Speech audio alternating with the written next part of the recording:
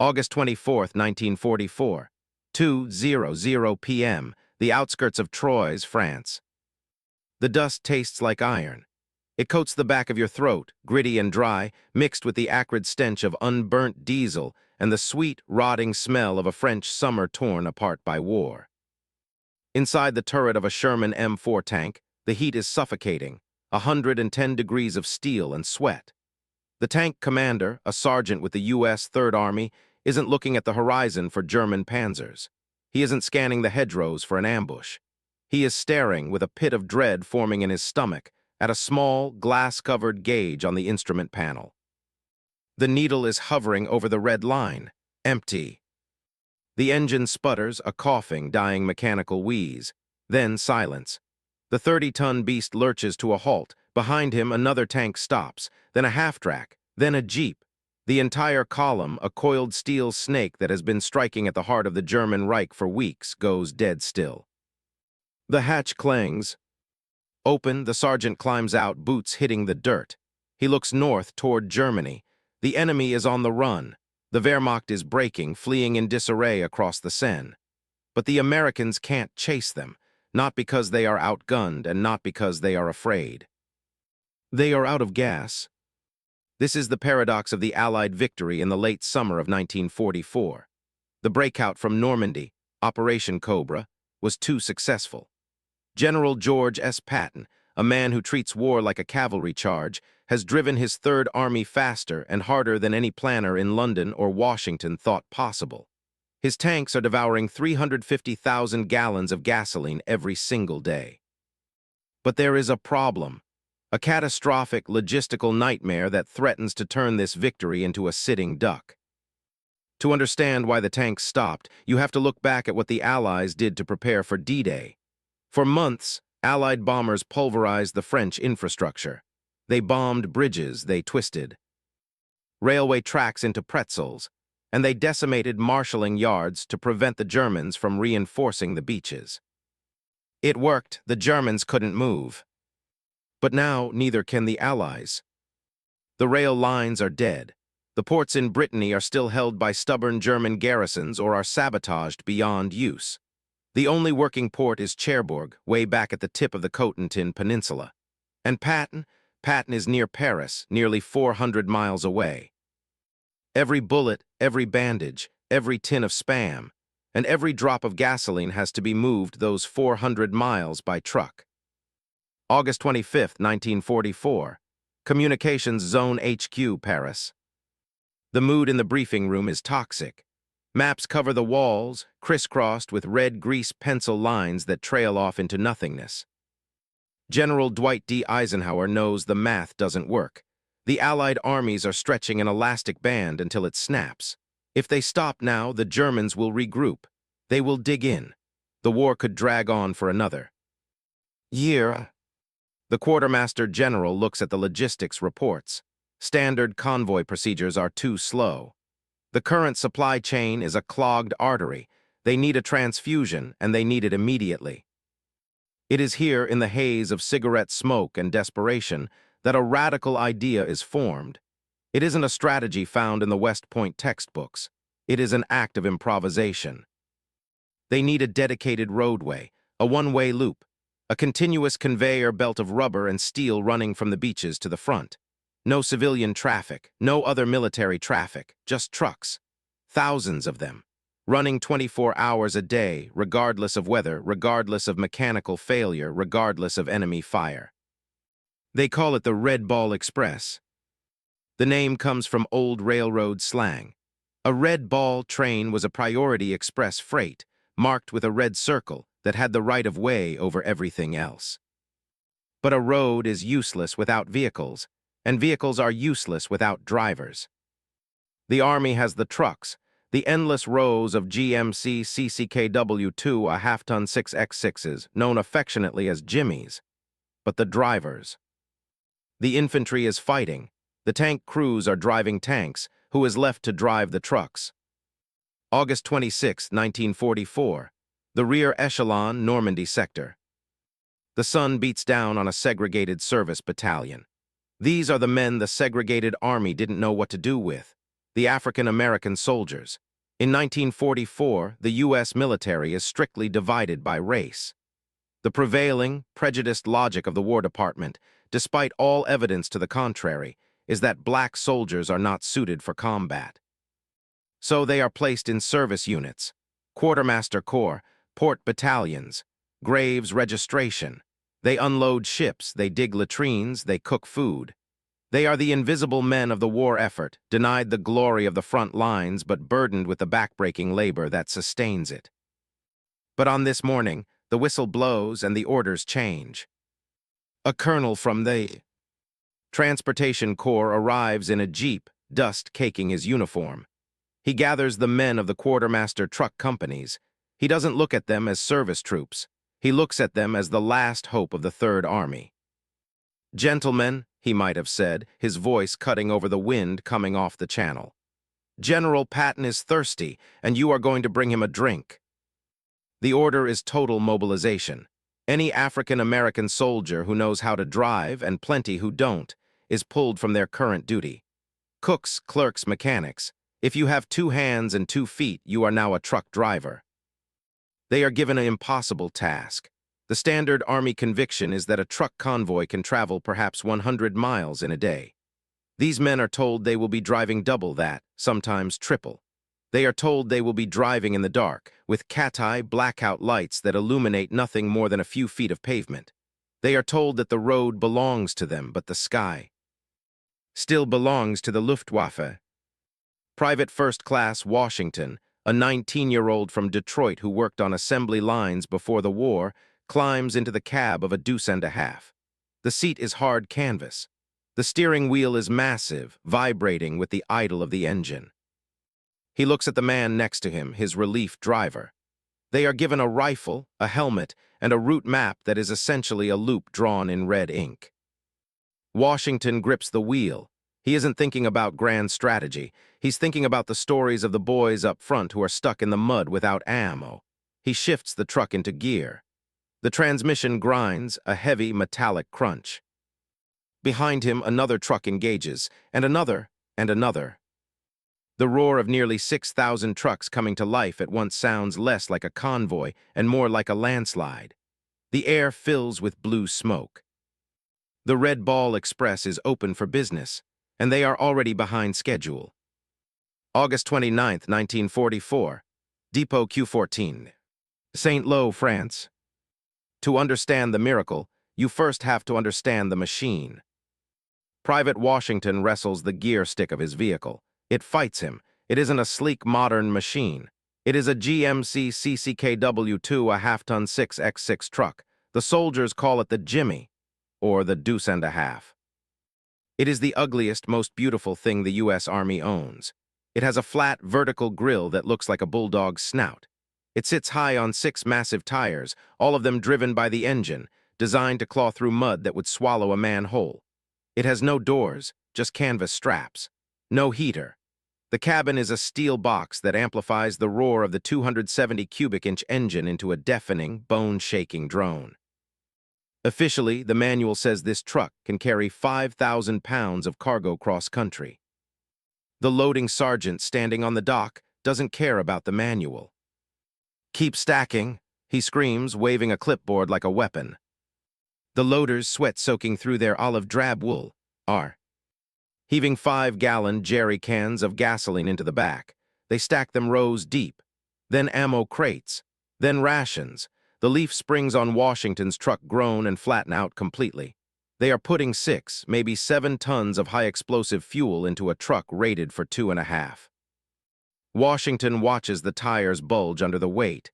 He knows that if he hits a pothole at speed, the axle might just snap clean off. But he doesn't say a word. You don't argue with the math of the offensive. Patton needs gas. He looks down the line of trucks. It stretches for miles, a river of olive drab. And looking back at him from the cabs of those thousands of trucks are faces that look just like his. The Red Ball Express is a segregated operation. In 1944, the United States Army is 2 armies. There is the White Army, which does the fighting and gets the medals. And there is the Black Army, relegated to the service of supply. 75% of the Red Ball drivers are African. American, before the war they were sharecroppers from Georgia, steelworkers from Pittsburgh, and jazz musicians from Harlem. Now they are the circulatory system of the Allied war machine. The irony is thick enough to choke on. These men are driving to liberate a Europe crushed by the tyranny of a master race ideology, yet they serve in an army that forces them to sit in the back of the mess hall. They are fighting for the double V, victory abroad against fascism and victory at home against racism. But right now, the politics of Jim Crow take a backseat to the logistics of survival. A white lieutenant, a young man who looks like he hasn't slept in a week, jumps onto the running board of Washington's truck. He leans in. "Listen up, driver," the lieutenant barks. "You have one job, get this load to Chartres. You do not stop. You do not stop to eat. You do not stop to sleep. If your truck breaks down, you push it into a ditch and you jump on the next one passing by, if you get strafed, you keep driving. Do you understand?" "Yes, sir," Washington nods. "And one more thing," the lieutenant says, tapping the dashboard. "These trucks are governed to 25 miles per hour to save the engines." He looks Washington in the eye, a conspiratorial glint in his gaze. "I expect you to be in Chartres by morning. You do the math." The lieutenant jumps off. Washington looks at the dashboard. He reaches under the dash, finds the wire leading to the governor, the device that limits the engine's speed, and rips it out. The engine note changes. It growls a little deeper. Washington signals his relief driver, a corporal named Biggs, who is already dozing in the passenger seat, his helmet tipped over his eyes. They are about to enter the Red Ball Highway. The route is a one-way loop. The northern route runs from Saint-Lô to the depots near Paris. The southern route brings the empty trucks back. The military police have closed these roads to all civilian traffic. No farmers, no cows, no bicycles, just trucks. Washington lets the clutch out. The overloaded Jimmy lurches forward. The steering wheel kicks in his hands, heavy and resistant without power steering. To turn this beast, you have to use your shoulders, your back, your whole body. He merges into the traffic stream. The truck in front of him is 20 yards ahead. The truck behind him is 20 yards back. They are moving at 40 miles per hour now, nearly double the safe speed for a vehicle carrying 6 tons of gasoline. The sun is beginning to set over the hedgerows. As the light fades, the real challenge begins. The cat eyes. To avoid being spotted by German night fighters, they are forbidden from using headlights. Instead, they use blackout drive lights, tiny slits of light that project a dim, diffused glow onto the pavement just a few feet in front of the bumper. It is like driving down a highway at 40 miles an hour while looking through a pair of drinking straws. Washington squints into the gathering gloom. The dust from thousands of wheels creates a perpetual fog. He can't see the potholes. He can't see the road signs. He can only see the faint, white differential cover of the truck in front of him. That white spot is his North Star. If he loses it, he's lost. If he gets too close, he's dead. The convoy picks up speed. The noise is a steady, rhythmic thrumming that vibrates through the floorboards and into the soles of his boots. They are rolling, and they are entering the kill zone. September 2nd, 1944, somewhere east of Alençon, France, 300 hours. The world has shrunk to the size of a dinner plate. That is the only thing Private Washington can see, the white-painted differential housing of the truck 10 yards ahead of him. It bobs and weaves in the pitch black, a ghostly pendulum hypnotizing him into a fatal sleep. His eyes feel like they have sand in them. His hands are cramping around the Bakelite steering wheel, locked in a permanent claw. He has been driving for 26 hours straight. Beside him, Corporal Biggs is asleep, his head banging rhythmically against the metal door frame with every pothole. This is the Red Ball reality. The newspapers back home talk about the Red Ball Highway as a triumph of organization. They print maps with neat arrows. But out here in the dark heart of France, there is no organization. There is only the road, and the road wants to kill you. The official regulations, the ones typed up by clean-shaven officers in London, are laughable. Rule 1, maximum speed, 25 mph. Rule 2. Maintain 60-yard interval between vehicles. Rule 3. Halt for 10 minutes every hour for maintenance checks. Washington snorts, the sound lost in the engine's roar. If he drove 25 mph, the trucks behind him would ram him off the road. If he left 60 yards of space, a lost tank unit or a confused Jeep would cut in and break the chain. And stopping, you don't stop. Stopping means the fuel doesn't get to Patton. Stopping means the war stops. He presses his boot harder onto the accelerator. The speedometer, if he could see it, would be hovering near 45. The truck shakes violently, the 6 tons of gasoline in the back sloshing like a liquid bomb. Suddenly, a sound cuts through the mechanical drone. It's a high-pitched whine, distinct from the grumble of the truck engines. Washington stiffens. He knows that sound. It's a German Ju-88, a night fighter. The boys call him Bedcheck Charlie. The plane is hunting. It's looking for the telltale glow of a cigarette, a carelessly uncovered headlight, or the blue exhaust flames of a decelerating truck. Biggs, Washington shouts, elbowing the sleeping man. Wake up, air. Biggs jolts awake, grabbing his M1 carbine before his eyes are even open. Where is he? Upstairs, coming down the line. The whine grows into a scream. A flare pops overhead, a blinding magnesium star that turns the night into a sickly, washed-out noon. For a split second, the entire convoy is exposed, a serpentine line of vulnerable, soft-skinned trucks stretching to the horizon. Then the tracers start. Thwack, thwack, thwack. Machine gun fire tears up the asphalt 50 yards ahead. The truck in front of Washington swerves wildly. Washington doesn't hit the brakes. That is the hardest instinct to suppress. If he brakes, the truck behind him hits him. If he stops, he becomes a stationary target. The orders are clear: keep moving, always keep moving. He grips the wheel, knuckles white. Get down, he yells to Biggs. The plane roars overhead, so low the prop wash rattles the canvas roof. The sound of the engine is a physical blow to the chest. Then, darkness returns as the flare sizzles out in a wet field. Washington checks his mirrors. No explosion, no fireball. The truck ahead straightens out. They got lucky, this time. Crazy, Biggs mutters, his chest heaving. This whole damn thing is crazy. He fishes a pack of Lucky Strikes from his pocket, his hands trembling. He goes to light one. Don't you do it, Washington snaps. You want him to come back for a second pass? Biggs curses and shoves the cigarette, unlit, into his mouth. He chews on the tobacco instead. The adrenaline rush fades, leaving an even heavier exhaustion in its wake. This is the red ball psychosis, the constant oscillation between terror and boredom. They pass a crossroads. A military police jeep is parked there, the MP waving a flashlight with a red filter. He screams something as they pass, but Washington can't hear him. It doesn't matter. The MPs are just traffic cops in a war zone. Their job is to keep the flow moving. If a truck breaks down, the MPs have bulldozers ready to shove it into a ditch. They don't fix them.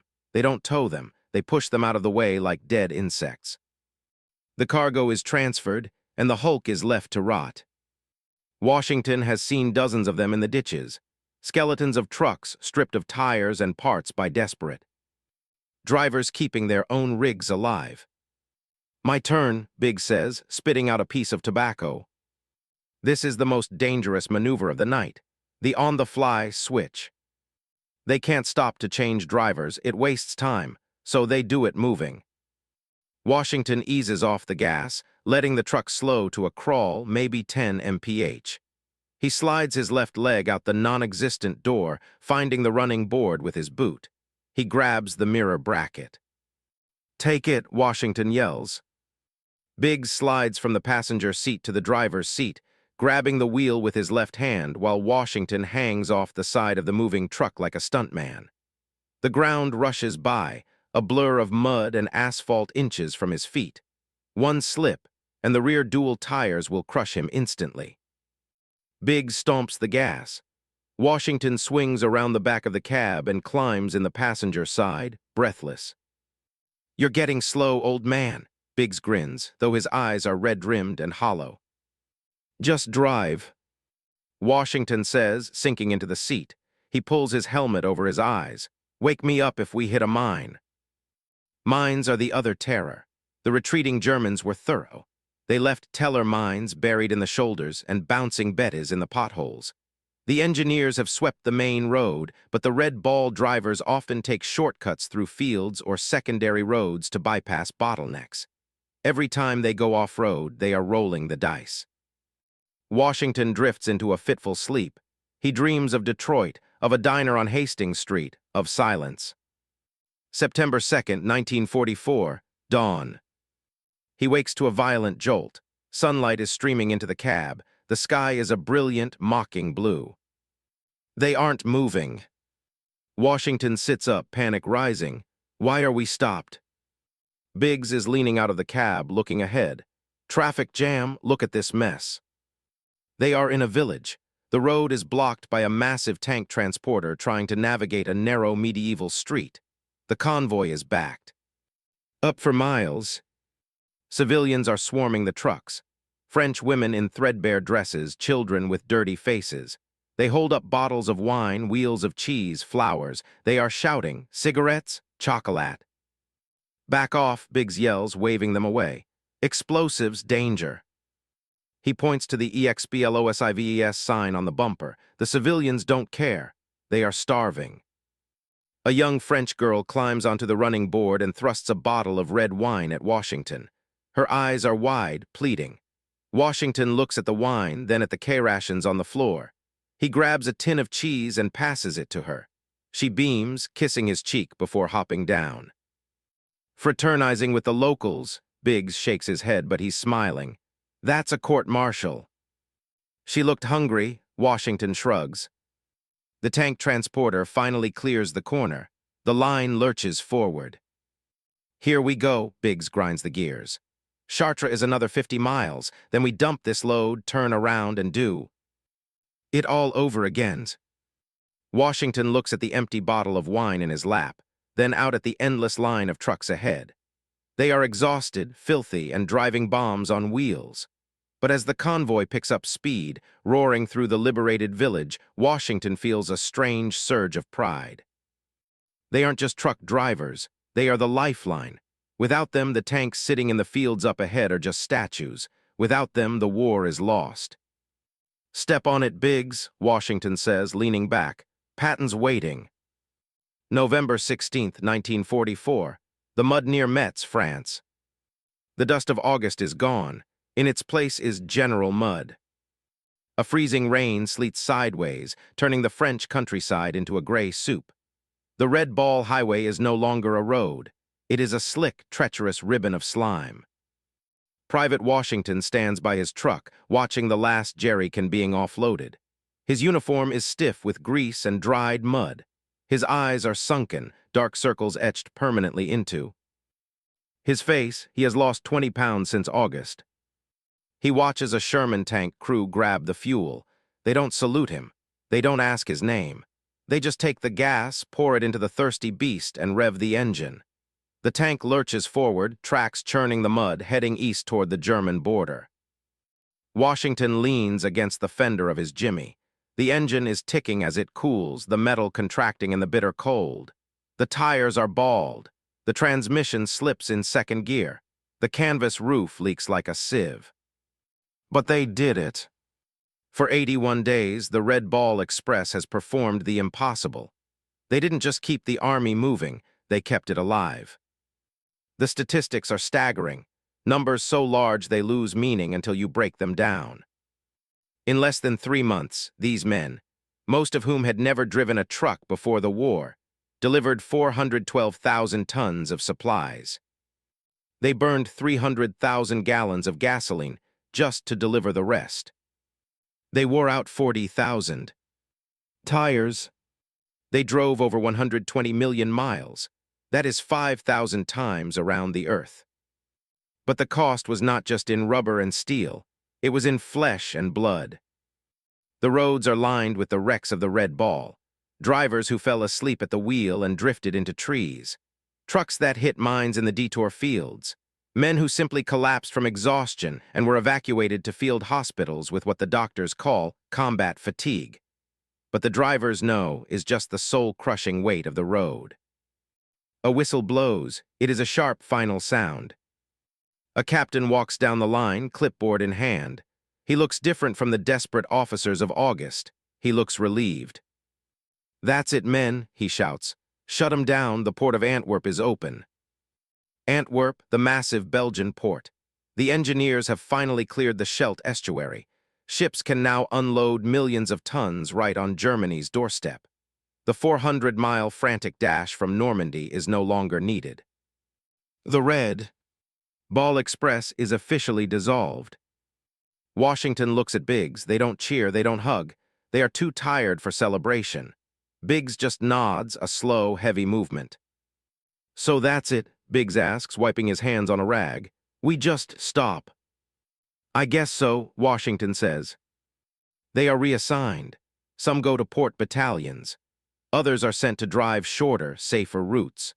The massive, thundering river of trucks that terrified the Germans and saved the Allies breaks apart, dissolving back into the machinery of the army. May 1945, VE Day. The war in Europe ends. The ticker tape falls in Times Square. The world celebrates the infantry, the pilots, the paratroopers. But there are no parades for the truck drivers. When Washington and Biggs return to the United States, they do not return as heroes of the highway. They return to the back of the bus. They return to a country that is happy to accept their labor but refuses to accept their equality. The skills they learned, organizing.